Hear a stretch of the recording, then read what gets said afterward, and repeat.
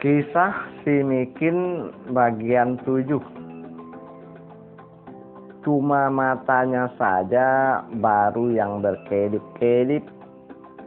Oleh tunanetra bercerita.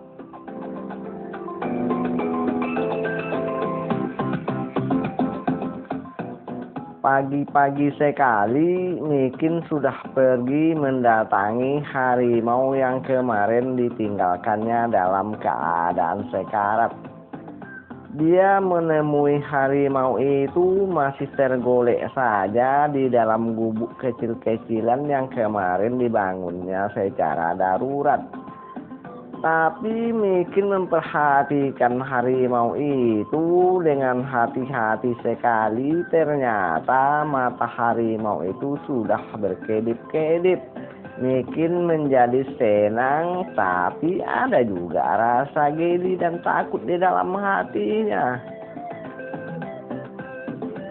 Mikin memperhatikan pula tubuh harimau yang tercabik-cabik itu. Dia melihat tidak ada tanda-tanda pergerakan dari tubuh harimau itu. Buktinya, obat-obat yang diletakkan pada luka-luka di tubuh harimau itu tak ada yang terlepas satupun.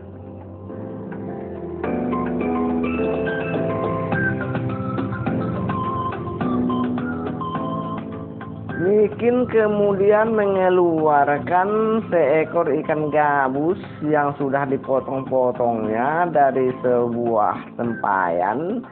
Diambilnya sepotong, dimasukkannya ke dalam mulut harimau. Kemudian disiramnya dengan air sajin yang sudah dikasih gula merah sebagai makanan. Mulai ini, kata Mikin kepada harimau itu, walaupun harimau itu tak bisa menjawab. Kemudian Mikin menutup kembali mulut harimau itu. Perlahan-lahan Mikin memperhatikan kerongkongan harimau itu bergerak-gerak. Ini tandanya ada pergerakan makanan yang tadi dimasukkan ke mulut harimau itu berjalan ke bawah. Mudah-mudahan saja tidak langsung keluar dari bawah sana, pikir si Mikin. Tempat langsung keluar, susah juga aku ini. Dia pun tersenyum memikirkan hal itu. Tak dapat dibayangkannya seandainya harimau itu buang hajat di tempat ini. Wah, siapa lagi akan membuangnya kalau bukan aku? Datuk, hati-hati kau sedikit ya, jangan kau tambah lagi pekerjaanku ini, gumamnya tersenyum-senyum. Mikin meninggalkan harimau itu setelah terlebih dahulu mengurut-urut kaki harimau yang membengkak, kemudian sikunya. Sedikit pula Mikin mengelus-elus kepala harimau yang masih tergeletak lemas. Kembali dia mendatangi tumpukan rotan yang kemarin diambilnya. Dibukanya sarung goloknya. Dicobanya lah membelah-belah rotan sesuai dengan SOS prosedur pembuatan tikar.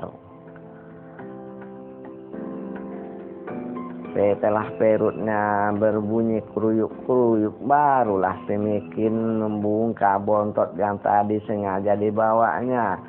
Dimakannya lah bungkusan yang tadi dimasukkannya ke dalam sebuah daun pisang yang cukup besar. Selesai diminumnya pula air dan kenyanglah aku, gumamnya. Kemudian dia pun melanjutkan pekerjaannya. Tetapi dia ingat pula dengan titipan si Kak Inah tadi malam, biji-bijian. Wah, mana yang harus kukerjakan ini? Nanti sore sajalah baru kutanam biji-bijian itu. Masalahnya ini tanggung pula. Kembali Mikin mengambil parangnya melanjutkan pekerjaan. Setelah semua rotan-rotan itu terbelah sesuai dengan SOS-nya, berangsur pula Mikin mengangkat rotan-rotan itu pulang ke samping rumahnya untuk dijemur. Karena di dalam hutan itu tak mungkin dia bisa menjemur rotan, tak ada cahaya matahari yang masuk. Masalahnya hutannya lebat sekali, pohonnya besar-besar, karena itulah kalau adalah cahaya matahari masuk ke dalam hutan ini, takkan kubawa pulang, gumam si Mikin. Sambil berlalu meninggalkan tumpukan rotan dan harimau yang masih tergeletak. Beberapa kali lansir Mikin mengangkat rotan-rotan yang sudah dibelah-belah itu, dijemurnya lah di samping rumahnya. Kemudian kembali Mikin menemui harimau yang masih tergeletak. Makin laju nampaknya gerak mata harimau ini, semakin laju pula Mikin mengelus-elus kepala harimau. Geli-geli juga dia, tetapi dalam hatinya dia merasa setiap kebaikan itu pastilah takkan mungkin dibalas dengan keburukan, walaupun seekor harimau.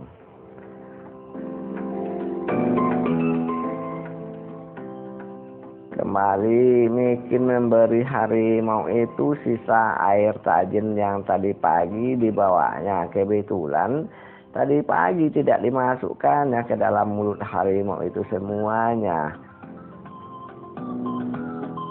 Kembali nampak pula lah pergerakan di kerongkongan harimau itu, tapi ikan gabus yang dipotong yang dimasukkan ke dalam mulut harimau masih saja nyangkut di situ.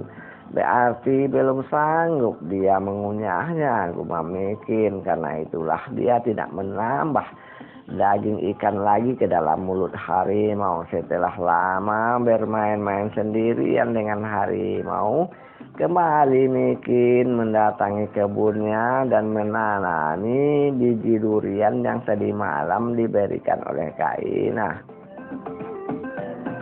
Nah, ingat pula Mikin dengan ucapannya kemarin akan menanami samping-samping durian itu dengan pohon nenas. Betul saja, Mikin kembali memunguti pohon-pohon nenas yang banyak bertaburan di samping rumahnya. Diangkatinya ditanam pula di lahan-lahan kosong di pinggiran hutan.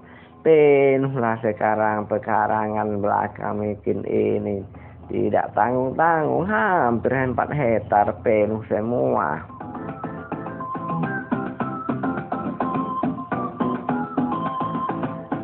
Dia sudah merasa capek, seharian ini sudah dihabiskannya dengan betul-betul bekerja. Mau pulanglah dia sekarang, tapi tidak tega juga dia langsung pulang. Kembali pula lah dia sore ini menemui harimau di dalam hutan.